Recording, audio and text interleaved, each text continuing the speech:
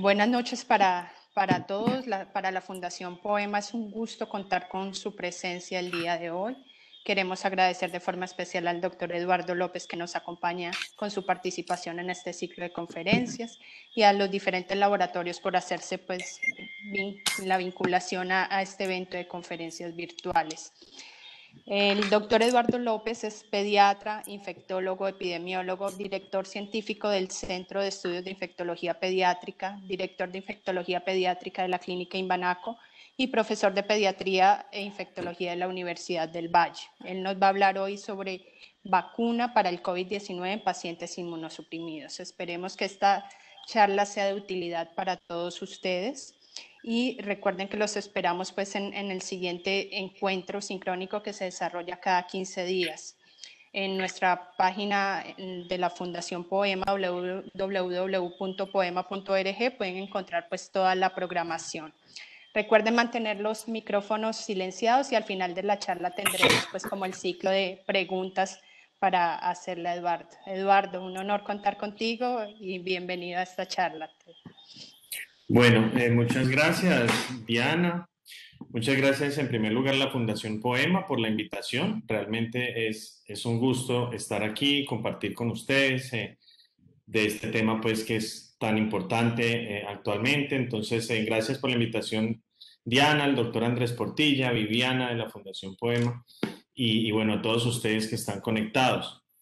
Yo creo que lo primero que les voy a como comentar es que realmente del tema de vacunación de COVID, específicamente en pacientes inmunocomprometidos, en niños inmunosuprimidos, la información es casi que nula y por lo tanto yo creo que o creí que la mejor forma de tener esta presentación es hablar de vacunas contra el COVID y al final un espacio pequeño, realmente muy limitado, hablar pues qué tanto están indicadas en este tipo de población tan especial, pero pues para entender bien si utilizarla o no y cómo utilizar estas vacunas es importante, pues primero entender las generalidades de esta infección, y de estas vacunas. Entonces, vamos a hablar de, bueno, por qué estamos interesados en vacunar a personas y a niños contra esta infección, de las vacunas que están en desarrollo,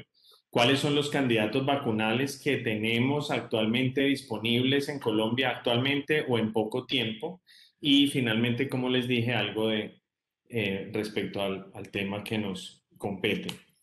Entonces, la justificación de la vacuna, aquí quise hacer un contraste entre lo que estaba ocurriendo hace pocos semanas, en enero, a finales de enero, que fue el 19, fue el pico, el segundo pico, el día de más altos casos, cuando hubo cerca de 15.000 en un día en Colombia. Y actualmente, al día de ayer, el día 7, antier, sí, antier, hubo pues 3.400, ¿sí? Entonces pasamos de 15.000 a 3.000 y claramente en la gráfica se ve cómo actualmente estamos en un momento, por fin, viendo algo de descanso que nos está permitiendo tomarnos esta infección. Esta es el reporte de fallecimientos de nuevo al día 18, 19 de enero, cuando hubo 373 casos y actualmente el día de ayer hubo 95. Entonces, bueno, ahí sí vemos que hay un descenso gradual, sin embargo, pues obviamente que es importante vacunarnos, sobre todo porque se ha hablado de un huracán de categoría 5 que se puede estar acercando si nos descuidamos con ciertos aspectos que vamos a tocar más adelante. Tenemos que tener en cuenta que hay mutaciones en el virus y se están generando nuevas variantes que las miraremos más adelante. El tema de la vacuna es muy importante, es fundamental, pero desafortunadamente en todo el mundo pues no hay una lentitud muy, sabíamos que iba a ocurrir, pero pues ahora lo estamos viviendo con mucha anticipación, la estamos necesitando y pues ya está llegando de una forma muy lenta. Pero ante esa sensación que tenemos de que ya hay una vacuna circulando y que vemos que la curva está descendiendo, probablemente hay muchas personas que se están como relajando, están relajando todas las medidas de prevención y de control de infecciones, y esto pues puede llevar a una mala situación en un futuro cercano. Entonces, evidentemente la mejor forma de hacer esto pues es continuar teniendo cuidado, es mantenerlas, el tema que ya llevamos un año repitiéndolo y todos lo conocemos del distanciamiento físico y lavado de manos, etcétera, y vacunar nuestros pacientes, vacunar nuestras familias, aprender de este tema para cuando nos consulten o ya sean nuestros pacientes o en temas sociales. Yo estoy seguro que a todos nos ha pasado que estamos con algunos conocidos y pues como somos médicos inmediatamente nos empiezan a preguntar o empiezan a hablar del tema, y por lo tanto es importante estar bien informado y poder transmitir información, no solo lo que dice pues por ahí las redes sociales, sino lo que demuestra la evidencia realmente. Entonces, ¿cuáles son las vacunas que están o vacunas en desarrollo en general en este momento? Ahí también un contraste muy interesante entre lo que ocurría en noviembre. En noviembre, cuando miren el grupo de vacunas de fase 3, habían 11 vacunas, y actualmente, 3, 4 meses después, en fase 3 hay como 16, 17 vacunas, y sobre todo el hecho de que en 4 meses hayamos pasado a eh, utilizar ya, autorizar en diferentes países 11 vacunas que ya se están pues, utilizando de forma comercial. Entonces, esta velocidad es algo realmente impresionante, y ahora vamos a hablar un poco más de eso. ¿Cuáles son las vacunas de las que se disponen actualmente? Pues están toda esta gama y este abanico de posibilidades. Las más utilizadas son las de ácidos nucleicos, las de subunidades y las de vectores virales, que son las que tenemos disponibles también nosotros aquí en Colombia. Las de ácidos nucleicos, por ejemplo, las de RNA son las de Pfizer, las de Moderna. Hay una que actualmente estamos estudiando aquí en Cali, que es una vacuna de CureVac. Son vacunas RNA. Las vacunas RNA pues consisten en RNA, que es aquí lo que ustedes ven, pues azul con rojo, y están envueltas en una capa lipídica, y esta capa lipídica se fusiona con la célula huésped cuando nos la inyectan, se fusiona con la célula huésped, ya sea la célula del músculo liso o a la célula epitelial, ingresa el RNA. Este RNA no se integra con el genoma, sino que expresa esta proteína que viene codificada en este segmento rojo, expresa esta proteína y es reconocida por cualquier célula presentadora de antígeno, usualmente células dendríticas, y ahí empieza la respuesta adaptativa, con la generación de células B de memoria, de células plasmáticas y linfocitos pues, citotóxicos específicos contra el SARS-CoV-2. Entonces, aquí hay un punto importante de recalcar, es que este RNA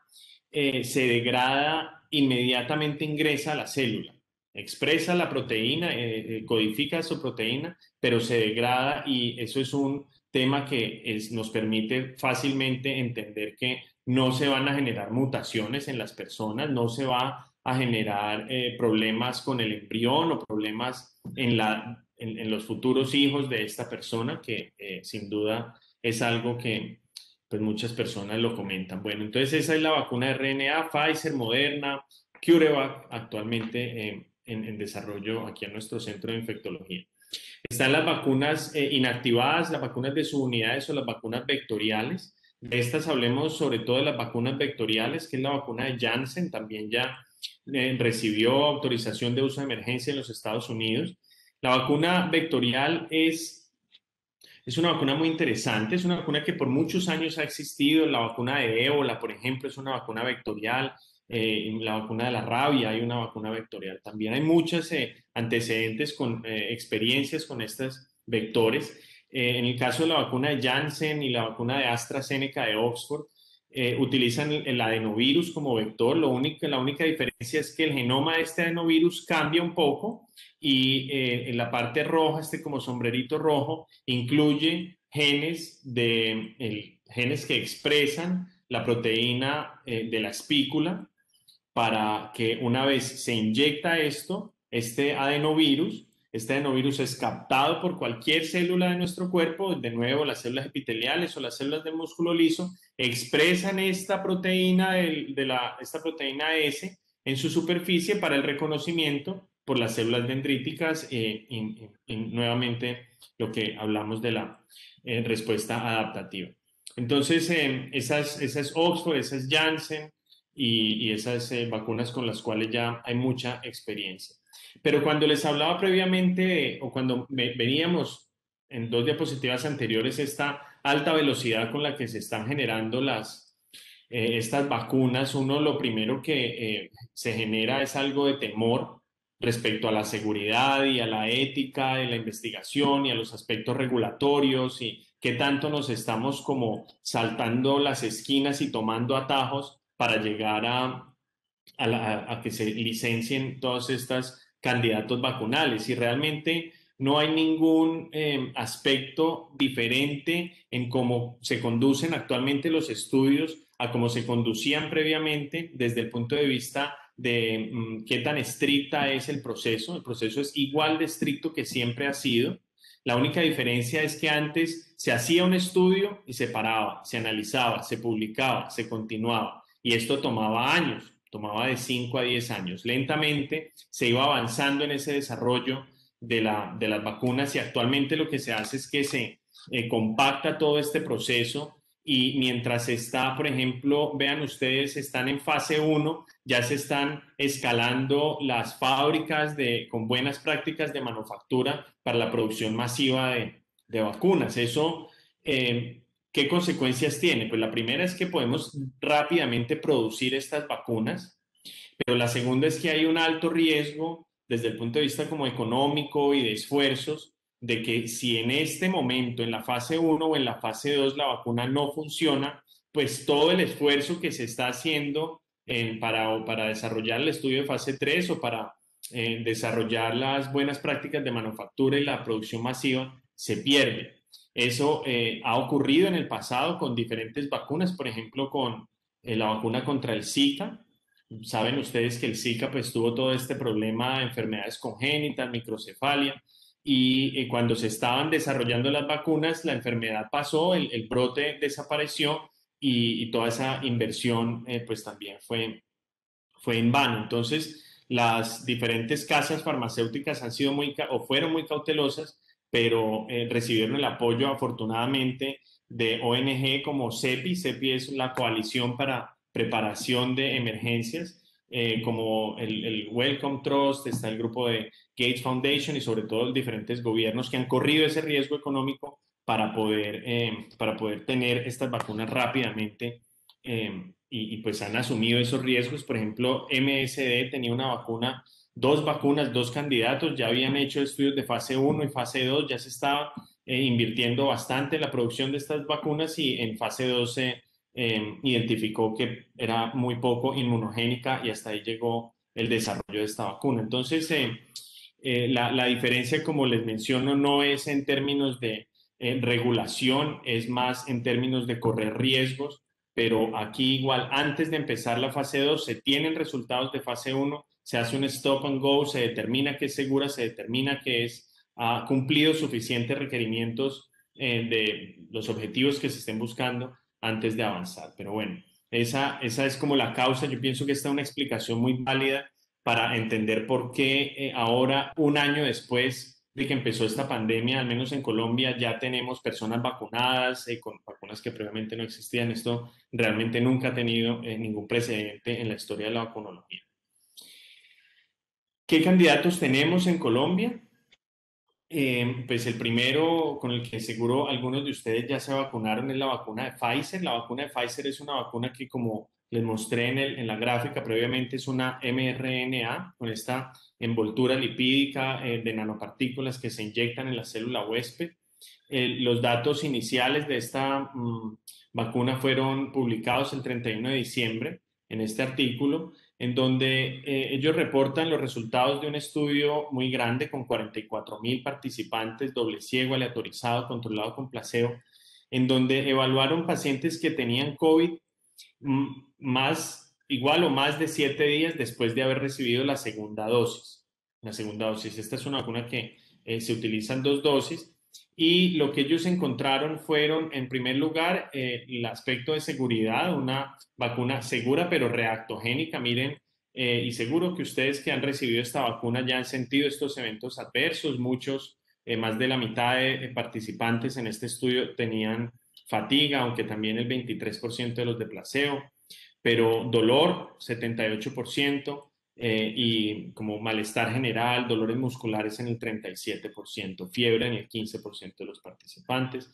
Pero en general, desde el punto de vista de eventos adversos serios o eventos adversos irreversibles, no se ha detectado ninguna señal en contra, ninguna señal negativa, y por lo tanto se sigue masivamente con el plan de vacunación. Se ha hablado un poco que Guillain-Barré, que parálisis de Bell, pero los análisis hechos por la FDA y por la CDC y por la OMS han demostrado que no están por encima de lo esperado en la población, pues en la población antes del inicio de la vacunación. De modo que son observaciones que se están analizando muy de cerca, pero hasta ahora ninguna señal de riesgo.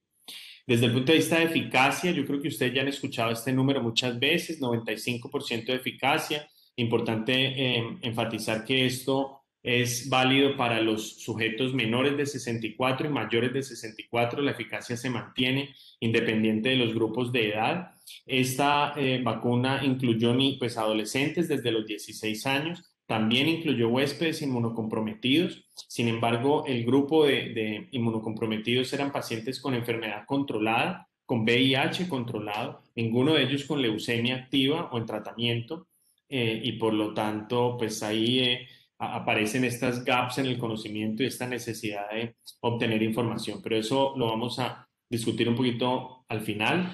Por ahora nos llevamos el mensaje de que es una vacuna muy segura, una vacuna muy eficaz para evitar, aquí estamos hablando de COVID leve, o moderado o severo, 7 o más días después de la segunda dosis, en personas que no habían tenido COVID previamente, eficacia altísima. Y aquí empiezan a aparecer datos con respecto a enfermedad severa.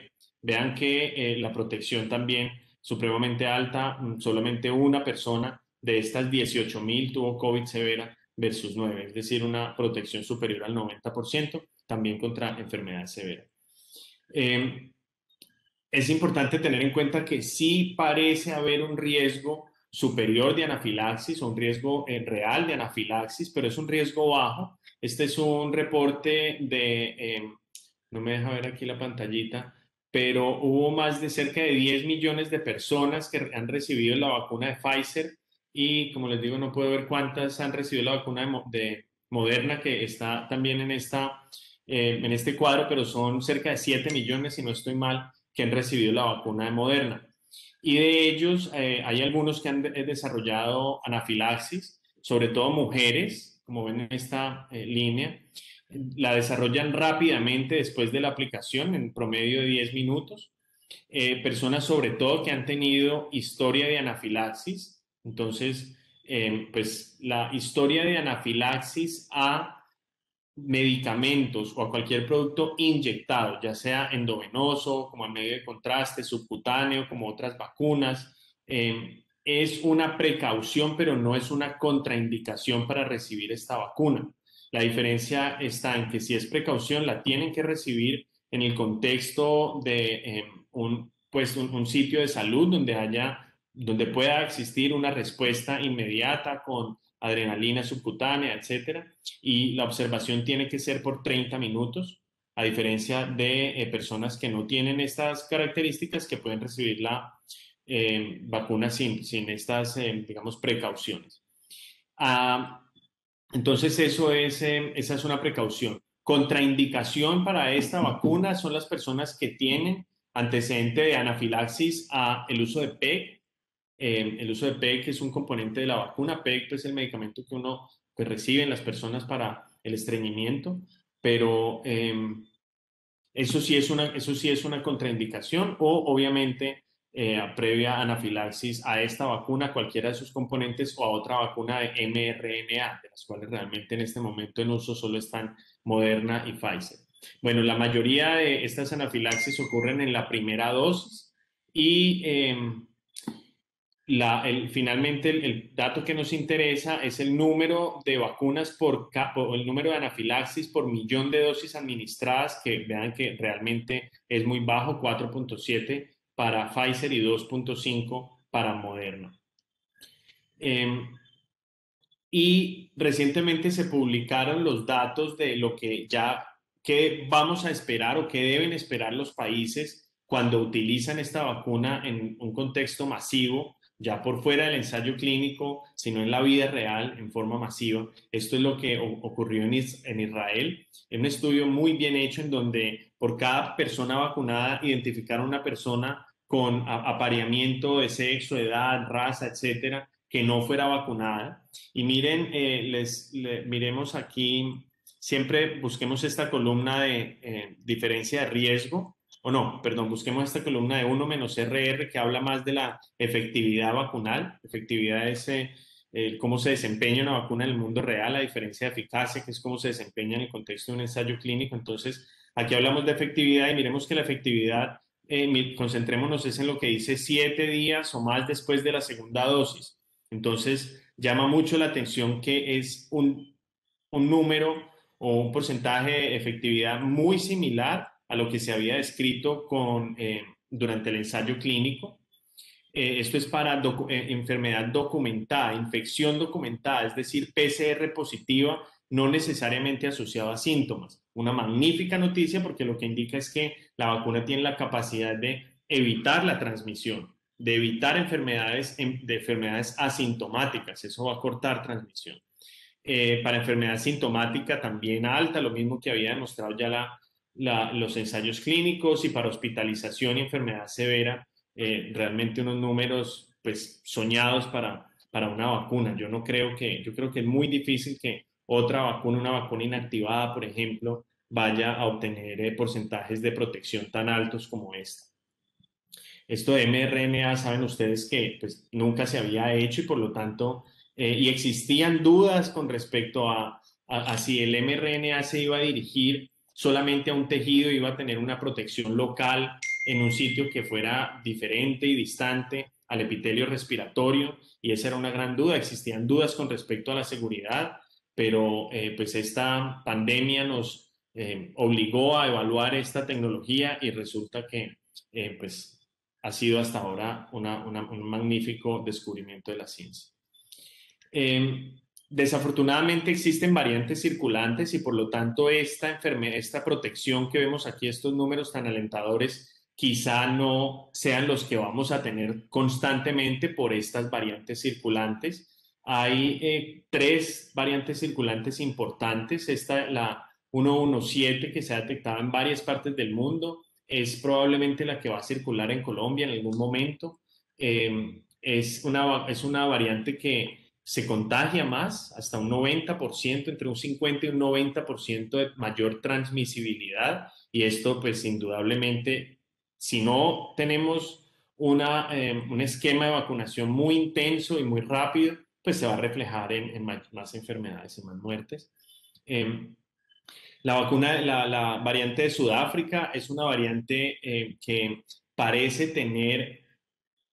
reducir la efectividad de las vacunas, genera unos anticuerpos que son menos efectivos, menos neutralizantes, y esta pues es un riesgo importante. Actualmente sobre todo las vacunas de RNA, que son muy versátiles, están rápidamente ya identificando o generando candidatos vacunales específicos contra esta variante. Ustedes yo creo que deben saber que este virus llegó para quedarse con nosotros, y por lo tanto tenemos que ser muy, muy proactivos, estar dispuestos a recibir una vacuna constantemente, similar a como lo debemos hacer con la influenza. Pero sí vamos a ver cómo esta variante genera una protección más limitada. La variante P1, que también parecen afectar la habilidad de los anticuerpos para neutralizar el virus, y todas estas variantes se caracterizan por tener esta mutación que es compartida, y lo que va a resultar de esto es una expansión más rápida a nivel global. Pero la buena noticia es que hay actividad neutralizante. Esta es la vacuna de BioNTech, la vacuna de Pfizer. Entonces, lo que hicieron en este estudio fue que algunas personas que ya se habían vacunado obtuvieron el suero de esas personas y expusieron algunas de estas mutaciones o de estas variantes con mutaciones a ese suero para evaluar la capacidad neutralizante y compararon esa capacidad neutralizante con la capacidad neutralizante contra el virus salvaje. Entonces, este es el virus salvaje antes de todas estas mutaciones y variantes. Y miren, los títulos eran cercanos a 640. La buena noticia es que para la 117 es similar, para la P1 también es similar, para la 351 es menor. Sin embargo, sigue teniendo unos títulos de actividad neutralizante altos y hay algunos estudios que han mostrado que estos títulos, digamos que sea un título de 160 uniforme para todos los sujetos, estos títulos de 160 aún generan protección, aún generan protección. Ahí aparece una duda, es, bueno, ¿qué debemos hacer? Debemos entonces vacunar a todas las personas con una dosis, abarcando una mayor cantidad de población, o una menor cantidad de población, pero dos dosis. Eso es algo muy debatido actualmente. Hay algunos grupos de expertos que dicen si vacunamos solo con una dosis, sobre todo cuando aparezca este tipo de mutación o este tipo de variante, vamos a generar anticuerpos poco neutralizantes que van a estimular, van a presionar más a que el virus se expanda y se expanda generando, adquiriendo nuevas mutaciones. Entonces, ese es como el argumento de algunas personas para vacunar rápidamente con dos dosis, mientras que las personas que dicen vacunemos solo con una dosis por ahora, mientras abarcamos una gran cantidad de gente, pues alegan que lo importante pues es obtener un poco más de protección comunitaria, lo que realmente es un término inadecuado, la inmunidad de rebaño. No deben decir inmunidad de rebaño porque eh, tú no obtienes tú no obtienes inmunidad porque tu grupo poblacional esté vacunado. Tú obtienes protección porque ellos estén vacunados, pero tú no obtienes inmunidad. Tú obtienes inmunidad a través de una vacunación propia, pero sí obtienes protección eh, a través de la vacunación de tu grupo. Entonces se debería decir protección y no inmunidad. Y no deberíamos utilizar la palabra rebaño porque los grupos antivacunales, los antivacunas, utilizan ese concepto para hablar de que nos tratamos o que las personas son como animales y que por lo tanto son como un rebaño de ovejas que siguen pues como sin conocer qué es lo que quién los está liderando. Entonces, por esa razón no es muy semánticamente correcto decir inmunidad de rebaño, sino protección comunitaria, pero el punto es que esas personas insisten, esos grupos dicen vacunemos mejor solo con una dosis, una mayor cantidad de gente, obtenemos protección comunitaria y así evitamos la expansión de la pandemia. Pero a lo que vamos con esta diapositiva es que este suero obtenido de esta vacuna, la vacuna de BioNTech Pfizer, nos va a proteger independientemente de la variante que esté circulando y nos va a proteger, eso sí, menos contra esta vacuna, contra esta variante, aunque esta variante ya, de nuevo, como les dije, se están generando ya candidatos vacunales específicos contra ella. En Colombia, ¿qué linajes tenemos? ¿Qué variantes tenemos? Tenemos la B1, ojo que no es la P1 de Brasil, sino la B1, aún no se ha detectado ninguna con estas mutaciones que de la 351, la 117, pero son esos linajes similares los que circulan en nuestro país. Hasta ahora, todas estas tienen una respuesta vacunal similar a la salvaje que se detectó inicialmente en los Estados Unidos. Bueno, el segundo candidato vacunal, bueno, entonces para cerrar con lo de Pfizer, realmente no hay datos en inmunocomprometidos, entonces no podemos hablar mucho de ellos pues con esta vacuna. Oxford AstraZeneca tampoco incluyó niños inmunocomprometidos en los ensayos clínicos, pero el ensayo clínico con base en el cual ellos obtuvieron aprobación de su vacuna es este. Es un estudio también aleatorizado, realmente son varios estudios, son 4 estudios aleatorizados en diferentes países, en donde se demostró que 2 dosis estándares ofrecían una eficacia del 62%, pero por un error en el Reino Unido, a un grupo grande de pacientes le dieron la primera dosis, la mitad de la dosis. Entonces, dosis baja seguida de dosis estándar y haciendo un análisis post-hoc se demostró que con esa combinación dosis baja, dosis estándar, había una alta protección del 90%. Esta vacuna, recuerden, como hablamos previamente, es una vacuna basada en adenovirus, el adenovirus del chimpancé, que expresa la proteína S la proteína de la espícula del SARS-CoV-2. Yo creo que algo que es importante es no concentrarnos en estos números cuál es la eficacia que Pfizer 95, que AstraZeneca 60, que Janssen 72 o 66. No, lo que nos debemos concentrar y que nos debemos grabar es esto: hospitalización. Ya vimos que Pfizer más del 90, AstraZeneca también 100%. Y esto, ¿qué tan seguro es? Eventos adversos serios, realmente simétricamente distribuidos entre el grupo de vacuna y el grupo de placebo.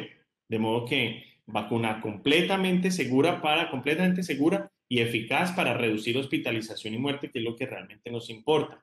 Pero lo que les estaba hablando ahora de cómo utilizarla, si utilizarla masivamente con 2 dosis o si espaciar las dosis para cubrir una mayor cantidad de población, fue estudiado de una forma muy detallada en esta publicación. Y aquí en esta primera columna es el espacio que hay o el intervalo que hay entre la dosis primaria y el refuerzo.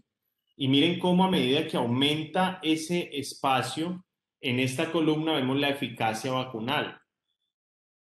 De modo que las personas que reciben la segunda dosis 12 semanas después de la primera tienen una eficacia vacunal mucho mayor que la reciben las 2 dosis juntas. Esto nos permite no solo protegernos bien, sino pues, distribuir las vacunas y pues que nos alcance más en esta época en donde están pues, tan limitada la distribución. La vacuna de Janssen es una vacuna que trabajamos nosotros aquí, algunos de ustedes participaron en ese ensayo clínico. Es una vacuna, como les dije también, es una vacuna basada en un adenovirus, el vector adenovirus 26, que expresa la proteína del SARS-CoV-2. Este número no me parece muy importante. Cuando hablamos de enfermedad sintomática confirmada por PCR en América Latina, 65% de eficacia, es una eficacia bastante alta. Sin embargo, eso no importa tanto. Lo que importa es esto: ningún paciente de este estudio, que involucró más de 39,000 personas a nivel mundial, se hospitalizó por COVID en comparación con más de cerca de 50 personas en el grupo placebo. Ningún paciente falleció en comparación con 19 en el grupo de placebo. Y también protege contra infección asintomática. De modo que hay algunas personas que pues dicen, no, esta es una vacuna inferior a las anteriores. No, eso no es correcto. Es una vacuna que primero, solo con una dosis, nos ofrece estos datos. Estos datos son resultados del ensayo de fase 3 solo con una dosis. Y en segundo lugar, nos protege contra muerte, contra hospitalización y contra infección asintomática, que va a proteger a nuestra familia, a nuestro círculo alrededor. Entonces, magníficos resultados. Obtuvo aprobación y autorización de uso de emergencia en los Estados Unidos recientemente. Reactogenicidad con síntomas severos, sistémicos o locales, un poco mayor al grupo placebo, pero todos autolimitados. Tampoco se ha identificado ninguna señal de riesgo importante con esta vacuna. La otra pregunta es, bueno, ¿por cuánto tiempo dura la protección? ¿No? Nosotros, eso no se sabe para ninguna vacuna. Eso todo está, pues estamos apenas, pues tenemos que esperar a que pase el tiempo, que se acumule el tiempo para saberlo con mayor claridad. Pero lo que sí sabemos con base en los estudios de fase 1 de esta vacuna de adenovirus de Janssen es que está un poquito llena esta diapositiva, pero los invito a que miren esta low dose placebo, que es lo que nosotros utilizamos, low dose, solo una dosis. Miren cómo al día 71 tiene unos títulos, esto es ensayo de anticuerpos neutralizantes, muy similares a los de HCS. HCS es el suero convaleciente de personas previamente enfermas. Entonces, las personas que recibieron esta vacuna 71 días después, al menos 71 días después, no sabemos qué va a pasar después, están protegidos similar a como si hubieran tenido la infección. Y por último, la vacuna de Sinovac. La vacuna de Sinovac es una vacuna de virus inactivados, de la cual no hay mucha información, realmente no hay mucha información. Yo creo que ustedes han escuchado, no, esta es una mala vacuna que protege solo contra un 50%, pero protege 50% en casos leves, en casos que no necesitan ayuda, es decir, personas realmente con enfermedad leve. Sí. Ahí, Nicole. ¿Cómo hacemos aquí para esto? ¿Todos ven que apareció esa? ¿Qué, doctor? No, no le sale, aparece un mensaje que solicitan anotar en el contenido compartido. Ya desapareció.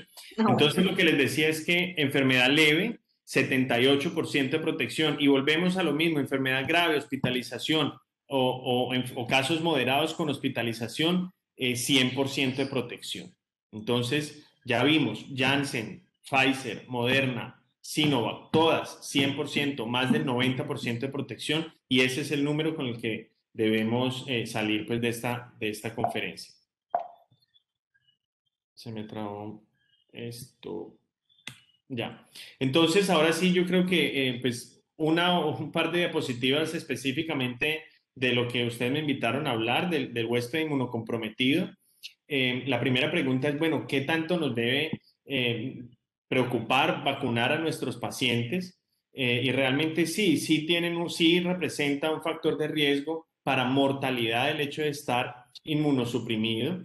Este es un estudio de los más citados de JAMA recientemente, en donde hablan de las características clínicas de más de 70,000 casos de la CDC de China. Y vean cómo, bueno, aquí hay algunos datos muy interesantes, pero concentrémonos en la tasa de fatalidad, que es de 2.3 en toda la población. En general, la tasa de fatalidad de ellos fue de 2.3, pero cuando vemos para diferentes enfermedades de riesgo o factores de riesgo, vemos que cáncer duplica, casi que triplica la tasa de mortalidad. Entonces, cáncer sí es un factor de riesgo y estas vacunas, pues, ¿cómo se deben manejar en estos niños, en estos pacientes? En primer lugar, bueno, sabemos que tienen mayor riesgo de COVID severo y de mortalidad. Sabemos que no hay datos respecto a la seguridad o eficacia en este grupo, pero lo que es importante es que ninguna de estas vacunas de las que hemos hablado dependen de virus vivos. Es decir, son diferentes a la vacuna BCG, a la influenza nasal, por ejemplo, al sarampión, a la varicela, y por lo tanto no se va a replicar en el organismo de estos niños o de estos pacientes y pueden ser administradas de forma segura a personas inmunocomprometidas. Ese es el otro mensaje claro. Ahora, ¿cuándo? ¿Cuándo la damos? Es un niño que está en quimioterapia, ¿cómo la debemos administrar? Pues realmente se deben seguir los mismos esquemas que se utilizan o que debemos utilizar, por ejemplo, para la vacuna contra la influenza, es decir, 2 semanas antes del inicio de la quimioterapia. Claro, estas son algunas, digamos, condiciones que son difíciles de cumplir. Muchas veces no tenemos esas 2 semanas, el niño está en quimioterapia, está en mantenimiento. En ese caso, se puede vacunarse, se puede vacunar independiente del momento de quimioterapia en el que esté.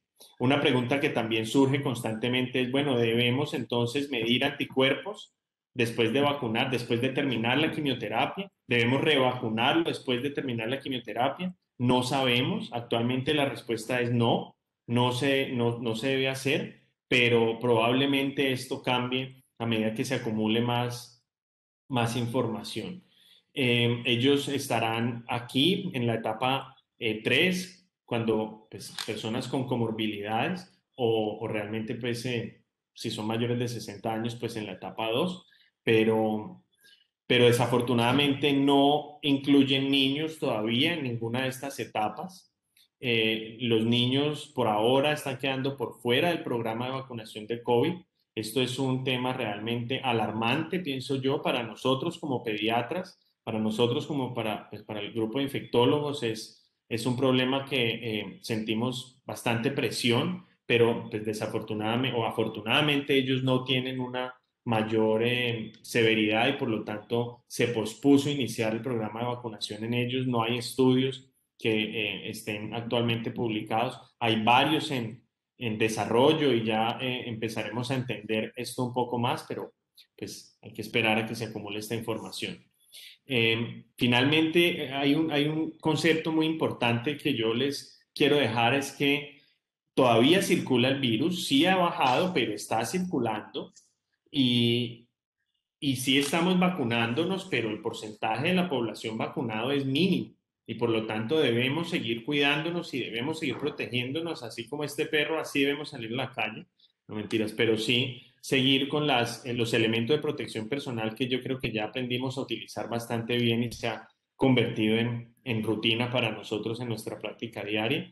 Por ahora seguir esperando a que la vacunación sea más masiva y que nos llegue no solo a nosotros, sino al resto de la población que nos rodea y seguir trabajando duro en investigación y en la atención de pacientes para combatir esta pandemia. Los agradezco mucho su atención y los saludamos desde nuestro centro de investigación. Bueno, eso es todo lo que tenía para compartir con ustedes, Diana, y todos, pero estaría pues gustoso de responder preguntas o de conversar un poco. Eduardo, muchas gracias. Excelente presentación y nos das un panorama muy íntegro de todo lo que es la vacunación y sobre todo lo que se nos viene en nuestra población que atendemos, que son nuestros niños con cáncer.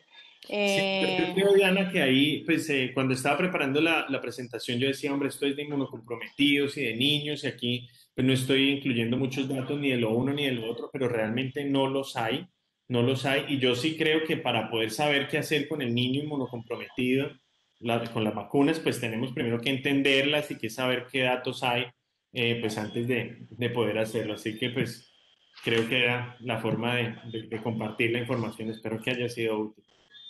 Sí, sí, claro que sí. Es algo que es importante. Activamos a todas las preguntas que tengan para hacerlas por chat o levantar las manos.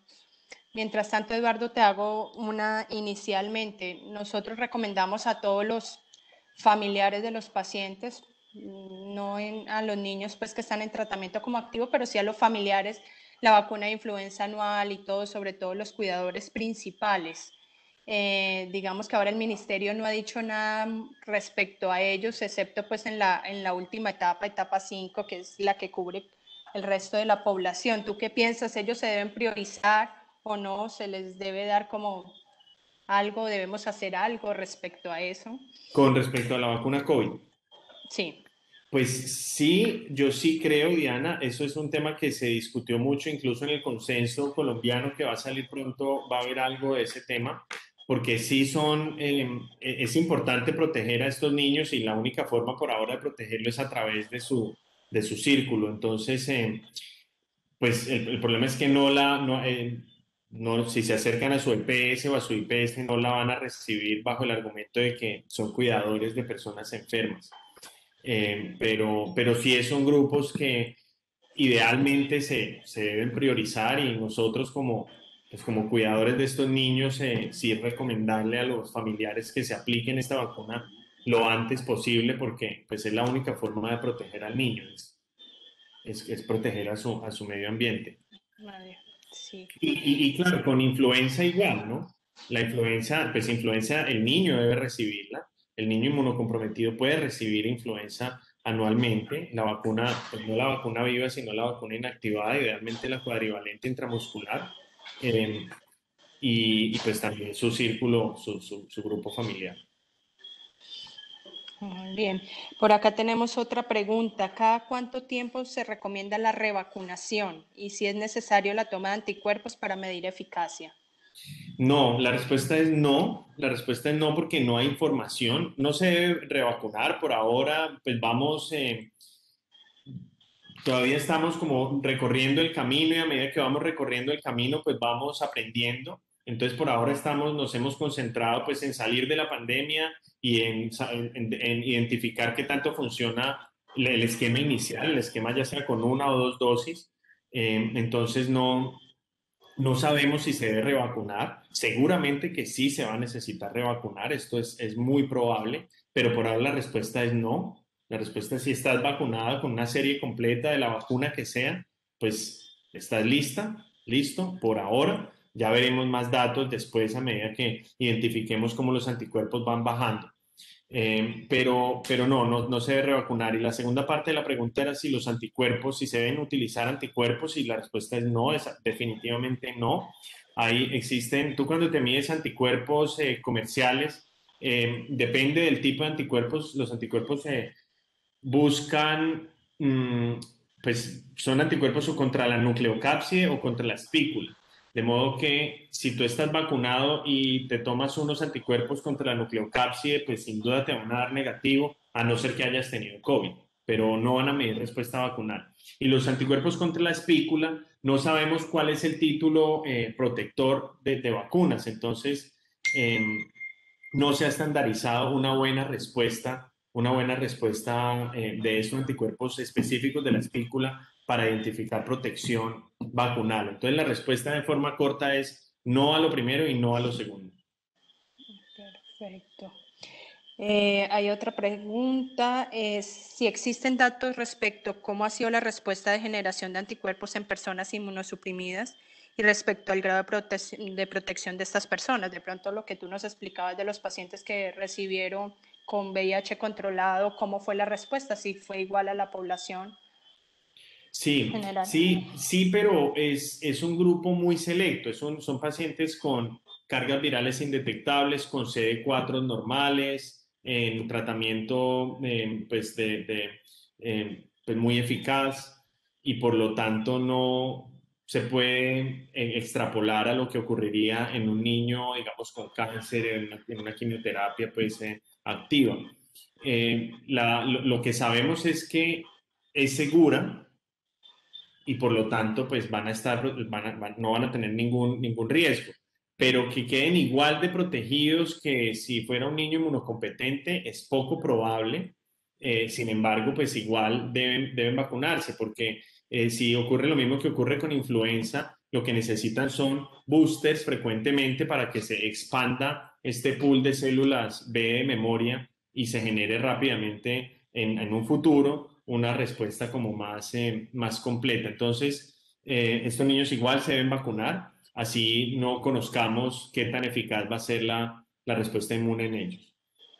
Okay. Ahora, otro tema, otra parte que yo quise, que no respondí a la pregunta anterior y es con respecto a los anticuerpos. Incluso si uno tiene anticuerpos negativos, estás vacunado, te mides anticuerpos específicos contra la espícula, es decir, que miren respuesta vacunal y salen bajos, esos anticuerpos pues de ningún modo están midiendo la respuesta celular.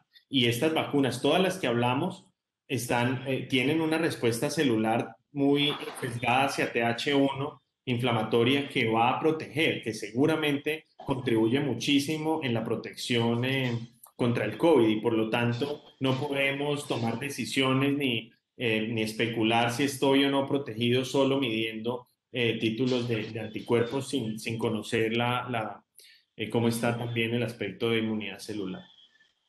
Respecto a eso pasa lo mismo en pacientes que no son vacunados, pero que les ha dado el COVID, ¿no? Que por alguna razón les han tomado anticuerpos posteriormente y han salido negativos, y no quiere decir pues que no, Claro. que haya sido un falso positivo o que no tenga protección, digámoslo así. Es algo Sí, similar, ¿sí? sí, así es, correcto. Entonces, y cuando uno mira los datos de duración de la inmunidad post-COVID, inicialmente se creía que era muy corta, porque los anticuerpos caen a los 3, 4 meses, sobre todo si la enfermedad fue más leve. Si la enfermedad es severa, duran un poco más, pero entonces se suponía que después de 9 o 10, 12 meses, era casi nula la protección y ya se ha identificado lo que tú acabas de decir, que a través de la inmunidad celular la protección es más duradera y sobre todo de las células B de memoria. Hay un estudio muy bonito en Nature que muestra cómo las células B de memoria a través de citometría se demuestra que son altas y son persistentemente altas.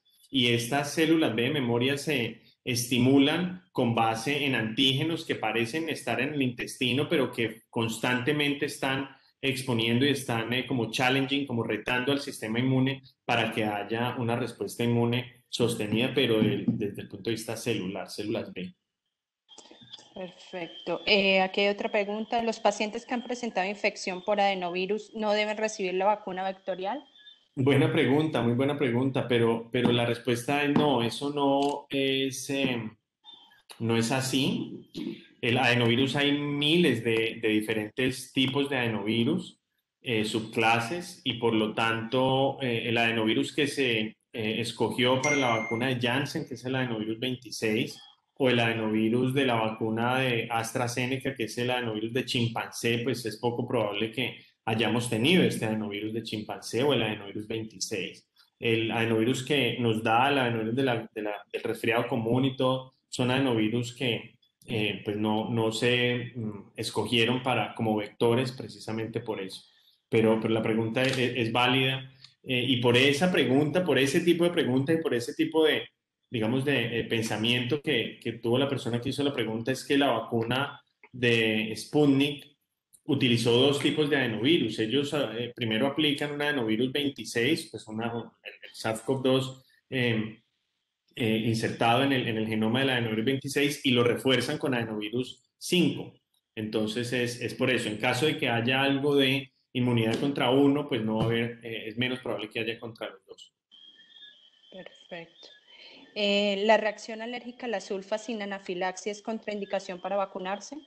No, la reacción, digamos que la reacción a ningún medicamento o alimento o ambiental o animal es ni contraindicación ni precaución. Si tú has tenido una anafilaxis y por tomarte trimetoprim sulfa o porque te picó una avispa o porque te comiste un camarón, anafilaxis, eso no es contraindicación ni precaución porque estamos hablando no estamos hablando de medicamentos inyectados. Si has tenido anafilaxis a un medicamento inyectado, intramuscular, endovenoso, subcutáneo, eso sí es una precaución, no contraindicación, pero sí una precaución. Póntela en una clínica, en un servicio de urgencias con epinefrina ahí cercana y te tienen que observar por 30 minutos. Pero si es algo tomado, como la pregunta, eso no es ni precaución ni contraindicación. Perfecto. Dice, ¿para cuándo se prevé el uso de vacunas en menores de 16 años? ¿Sabes algo sobre eso? Pues esa es una muy buena pregunta, y pues tristemente no conocemos una respuesta. Primero hay que hacer esos estudios. Yo estaría ahí como especulando que aproximadamente en unos 9 meses, yo sé que hay varios ensayos clínicos ya de fase 3 andando, pero como a estos niños les da enfermedad, pues al menos es más lento que a los adultos, se acumulan los casos más lentos y por lo tanto tenemos resultados de eficacia más lentamente. Uno de los éxitos de estos ensayos clínicos es que se enrolan pacientes muy rápido y les da COVID muy rápido, porque circula mucho, entonces tenemos un resultado ya en 2 o 3 meses, pero los niños es más lento, entonces yo creo que todo va a ser más lento. Yo no creo que este año estemos viendo autorización para el uso en niños, no creo, quizá al final, pero todavía se demora un poco. Ok, por aquí tenemos otras dos preguntas. Doctor, ¿qué sucede con las personas que dicen no recibir la vacuna? ¿Cómo exponen a los que se vacunaron y su propia vida? No, pues esos hay que... No, pues, Sí. no, eso es grave, eso es un tema muy delicado, eso es un tema muy complicado porque es una irresponsabilidad social y es una irresponsabilidad con su comunidad, porque como la pregunta misma lo dice, está exponiéndonos a todos y la única forma de resolver este problema es a través de esa protección comunitaria, alcanzando ese umbral del cual se habla tanto, el umbral de inmunidad que nunca se ha podido identificar cuál es, 60, 70, 80%, y esos bolsillos de personas o de familias que no se vacunan, pues son los que nos van a alejar de ese número tan anhelado. Entonces, pues para eso se ha hablado mucho. En Australia, por ejemplo, bueno, el ejemplo es con los niños, si no está vacunado no puede entrar al jardín. En los Estados Unidos a ti te reembolsan los taxes, pues cuando no tienes un ingreso muy alto te reembolsan, te devuelven los taxes y eso anualmente es un ingreso bastante importante de $2,000, $3,000. Y si tú no tienes tu carnet de vacunas al día, no te lo devuelven. Entonces ese es un estímulo casi que te obliga a estar vacunado pero esto es pues con otras vacunas, aún no se ha implementado con COVID, en parte porque no es vacuna licenciada, todo lo que estamos utilizando es EUA, es decir, autorización de emergencia, pero no es una vacuna licenciada a nivel, pues a nivel de ninguna nación. Entonces, pues, pero es una buena pregunta y hay que realmente identificar la forma, si sea en empresas o en las clínicas, como en los trabajadores de la salud, tienen que estar vacunados para venir a trabajar, si no, pues no, tienen que demostrar de alguna forma que tienen una contraindicación para eso. Lo otro es que ahorita que me preguntaban, si tienes contraindicación para la vacuna de mRNA porque tienes reacción alérgica severa, inmediata, anafiláctica al PEG, pues entonces ponte la Janssen, ¿vale? Perfecto. Dice, por acá ahí tenemos otra. En teoría, ¿cómo se esperaría la respuesta inmune y síntomas en una persona que tuvo COVID y fue vacunado y se reinfecta? ¿Que sea igual o más leve a la infección inicial? Pues muy de malas, porque haber sido previamente infectado con COVID y además vacunado y que se reinfecte, eso yo no creo que pase, eso no debería ocurrir, a no ser que haya pues una variante muy grande en la cepa circulante. Eh, pero en general uno espera que esos pacientes tengan inmunidad y que haya reacción cruzada y que haya protección limitada, pues si está infectado no creo que la idea es que sea una enfermedad más leve, que es lo que vemos con las vacunas, es el mismo escenario. A ti te ponen una vacuna y pues si te ponen la vacuna Janssen, en el 66% de personas les da COVID, perdón, el 44% en comparación con placebo les da COVID, pero es un COVID muy leve que no requiere hospitalización, que no requiere atención médica y digamos es el mismo escenario pues que permite responder la pregunta. Muy bien. Y tenemos otra por acá. ¿Cuál sería la vacuna de elección en pacientes con enfermedades reumáticas que reciben esteroides? Es una vacuna no viva, esa es la respuesta, vacunas no vivas. En este momento no hablamos de ninguna vacuna viva tengamos disponible, así que ninguna de las vacunas que tenemos disponible es superior a otra para ese paciente. Entonces la respuesta digamos, clara es la que tengas disponible. Si tienes, le ofrecen la vacuna de Sinovac, que es la china, no lo piense, utilícela. Ese es un virus inactivado, ese no se va a replicar en ese paciente y tampoco en un niño con cáncer o en un paciente con cáncer. Aplíquele esa vacuna. Cualquiera de las que en este momento podemos acceder en Colombia es bienvenida. Perfecto. No sé si hay alguna otra pregunta o alguien del público quiere hacer alguna otra pregunta adicional. Parece que no.